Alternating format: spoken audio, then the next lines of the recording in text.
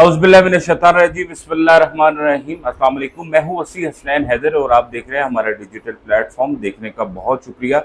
अच्छा, आज के दिन में एक स्टोरी है सादकाबाद थाने की हदूद की।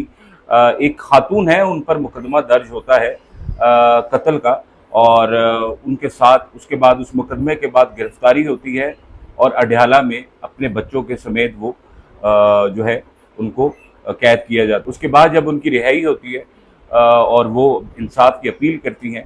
इनसे जानते हैं कि क्या वाक़या है 4/6/2026 का। अस्सलाम वालेकुम। वालेकुम सलाम।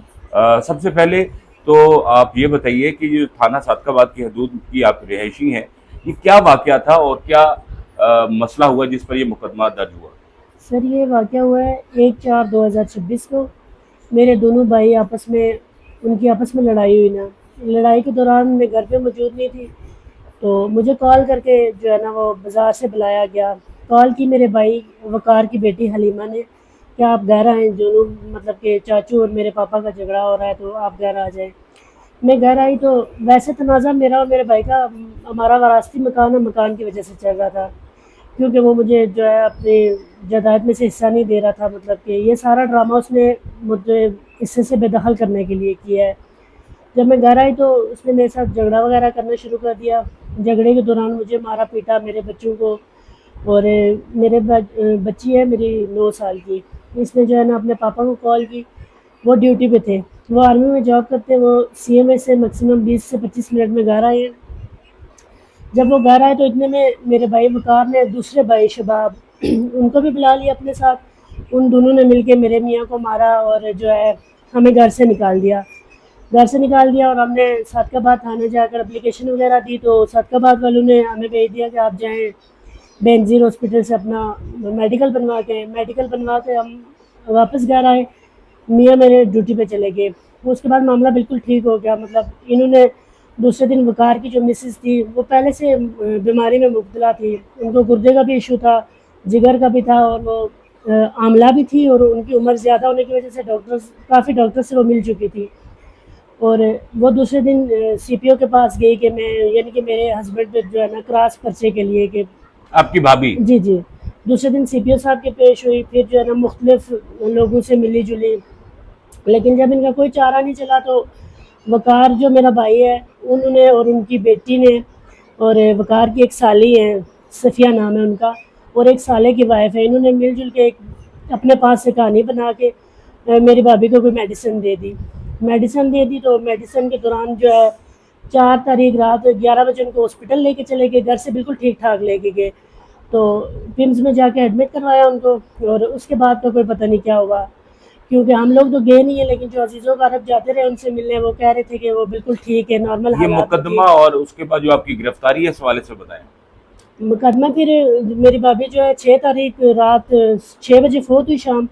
उन्होंने आके तो सादकाबाद थाने में जो यकम की एप्लीकेशन थी हमारी, उसमें यह था कि मेरी भतीजी ने जाकर एप्लीकेशन दी थी कि मेरे सर में जो है मेरे हस्बैंड के खिलाफ दी थी कि उन्होंने जो है वो शीशे के गिलास मारे, और मेरी फुफ्फो ने मारा, और हमारे साथ हमारा एक और भाई था फारूक, कि उसने मारा, हमारे कपड़े फाड़े। उसमें वालदा का कोई जिक्र ही नहीं था कि मेरी वालदा को कुछ हुआ या कुछ भी नहीं। लेकिन जो 6 तारीख को जब उनकी वालदा फोत हुई तो उन्होंने उसी एप्लीकेशन पे आके तो एफआईआर दे दी।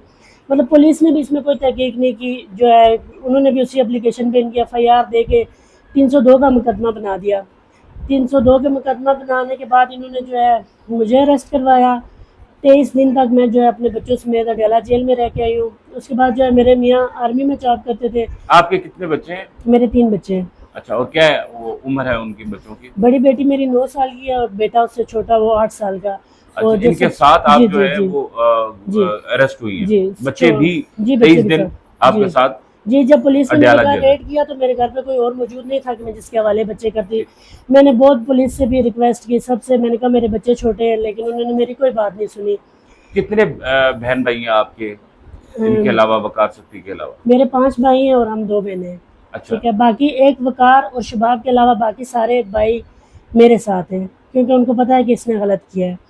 और वकार ने पहले मेरे एक भाई को घर से निकाला और फिर दूसरे को निकाला, और मेरे साथ फिर इसमें लड़ाई झगड़ा आया तो इसीलिए करता था कि ये निकल जाए, लेकिन मैं नहीं निकली, तो बस इसका जो है ना इसने मेरे ऊपर ये झूठा मुकदमा दर्ज करवा दिया।